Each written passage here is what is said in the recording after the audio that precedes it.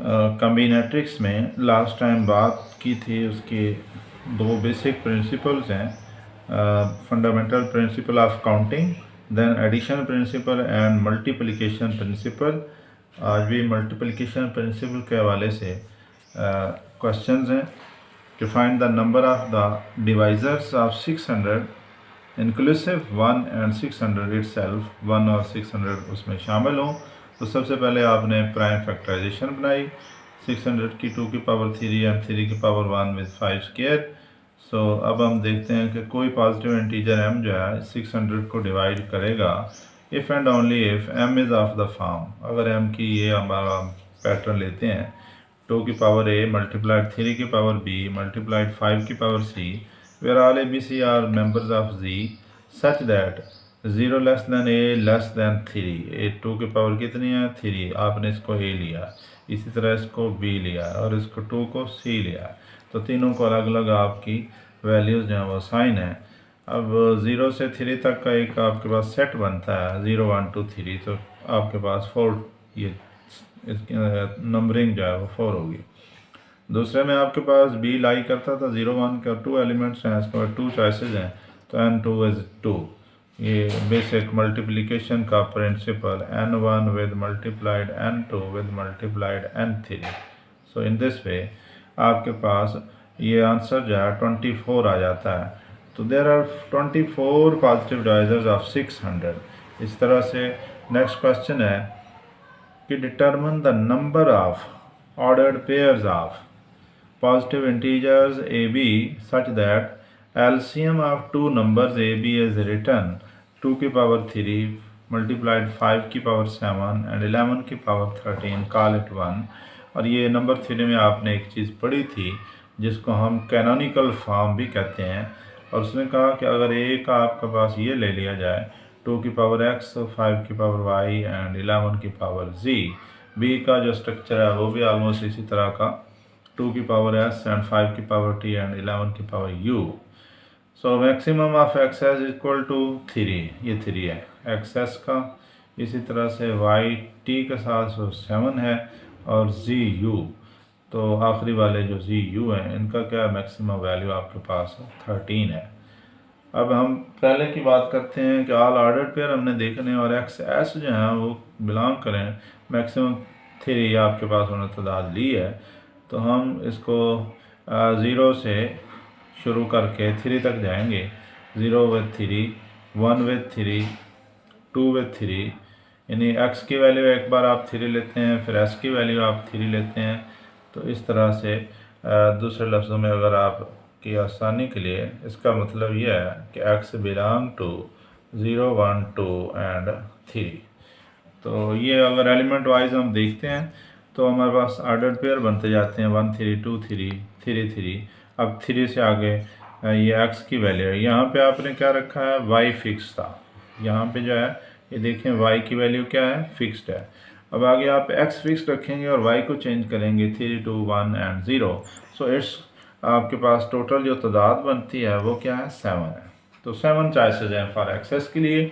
Similarly Y T अगर member है तो हमारे पास इसके मैक्सिमम जो है वो लाई करता है चूँकि 7 पे, तो हम इसमें से एक बार y को 7 फिक्स करेंगे, एक बार जो है उसमें t को 7 फिक्स करेंगे और बाकी उसमें देखते हैं। और इस तरह लिखने के साथ हमारे पास ये चॉइसेस मैंने लिख के दिखाया, ये आपके पास है 15 सॉरी। तो नंबर 3 वाला आखिरी वाला रह गया, उसमें हमारे पास अगर यही ऊपर वाली प्रैक्टिस जारी रखेंगे तो 27 टाइम बनते हैं। अब by the principle of multiplication, multiplication principle कहता है n1 with n2 with n3, तो आपके पास ये टोटल जो है वो n आ जाएगा। तो ये 28 35 ऑर्डर्ड पेयर्स हैं पॉजिटिव इंटीजर्स के ए बी के, जो उसका एज ए एलसीएम ये लिया जाए तो ये बनता है। नेक्स्ट क्वेश्चन है the chairs of an auditorium are to be labelled with an English alphabets followed by positive integers not exceeding 100 से नहीं बढ़ना चाहिए, मैक्सिमम 100 हो सकता है। What is the largest number of chairs that can be labelled differently? So we can label the chair in 2 ways, कि हमारे पास 2 वेज प्रोसीजर्स हैं टास्क 2 हवालों से कंप्लीट हो सकता है by using alphabets and positive integers. So number 1 में अगर हम ये चॉइस लेते हैं, प्रोसीजर टास्क 1 लेते हैं कि इंग्लिश अल्फ़ाबेट के लिहाज से वो जो चेयर्स हैं ऑडिटोरियम की, उनको हम देखते हैं, उन पर टैग लगाते हैं। तो हमारे पास 26 वेज हैं। इसी तरह से उसने कहा कि पॉजिटिव इंटीजर आपने नॉट ग्रेटर दैन 100 नहीं होना चाहिए, तो मैक्सिमम 100 है हमारे पास, तो 100 ले सकते हैं। गोया इसको जब ओवरऑल देखेंगे, अगर ये N1 है और ये N2 है, तो हमारे पास पॉसिबल जो वेज होंगे प्रिंसिपल ऑफ मल्टीप्लिकेशन यूज़ करते हुए, वो ये निकलता है 2600। आगे एक्सरसाइज है आपके पास बुक की, जो कॉम्बिनेट्रिक्स ट्रिपल सी और सी चैन की जो बुक है, उस पर कि find the number of ways to choose a pair A B of distinct numbers from the set of 1 to up to 50 such that a minus b mod is equal to 5। दो number लें, उनका mod 5 difference होना चाहिए, और a minus B का mod का जो less than 5 होना चाहिए। सोल्यूशन में the pair satisfies a minus B, जिनका डिफरेंस 5 है, वो कहता है ये हमारे पास है 1 6 है, ठीक है जी। और 1 6 आप लेने कहाँ तक हैं, 50 तक, तो 5 5 छोड़ते जाएं। उसके बाद 1 6 होगा, फिर अगला पेयर 2 7 होगा, 3 8 है, 44 49 44 55। और ये अगर सच आर्डर्ड पेयर आप काउंट कर लें, तो हमारे पास ये आर्डर्ड पेयर जो बनते हैं वो 45 की रेंज। ये विजुअलाइज यानी फिज़िकली इसको आप लिख के, यानी राइट, ये लिख के इसको चेक किया जा सकता है। सो सेकेंड पार्ट है कि let A I is equal to all those order pairs A B such that A minus B mod is equal to I. अब यहाँ पे आई की वैल्यू असाइन करें, 0 से शुरू कर लें, ए 1 2 3 5 तक चले जाएं। तो पहले में तो कोई ऐसा निकलता ही नहीं, ए माइनस बी का मॉड 0 है, वो इसकी स्ट्रेंथ क्या 0 है, A1 ए बी है और ए माइनस बी का मॉड 1 है।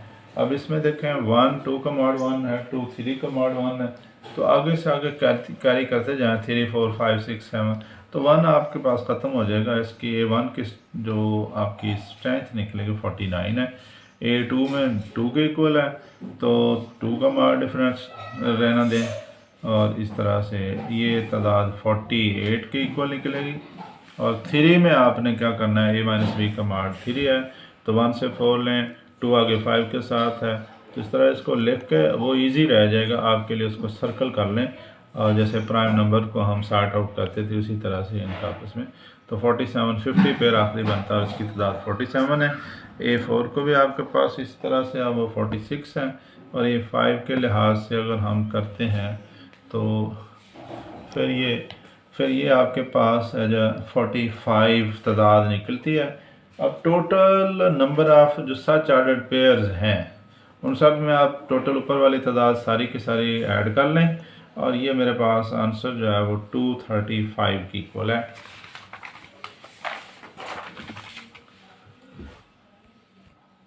सो अगेन मल्टीप्लिकेशन प्रिंसिपल है। क्वेश्चन है find the number of common devices of 10 की पावर 40 एंड 20 की पावर 30।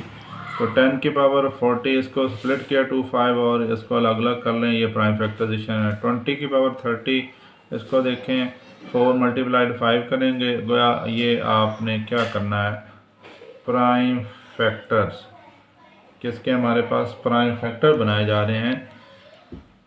अब अगर कोई भी पॉजिटिव नंबर ए आप कहते हैं कि वो कॉमन डिवाइज़र है इन दोनों का, जो एक नंबर ए है या फिर दूसरा नंबर बी है, तो ए को डिवाइड करना चाहिए इसको। गोया कॉमन डिवाइज़र का मतलब क्या होता है कि ये GCD है, ग्रेटेस्ट कॉमन डिवाइज़र, तो ए मस्ट बी डिवाइड ए, इसको भी करेगा।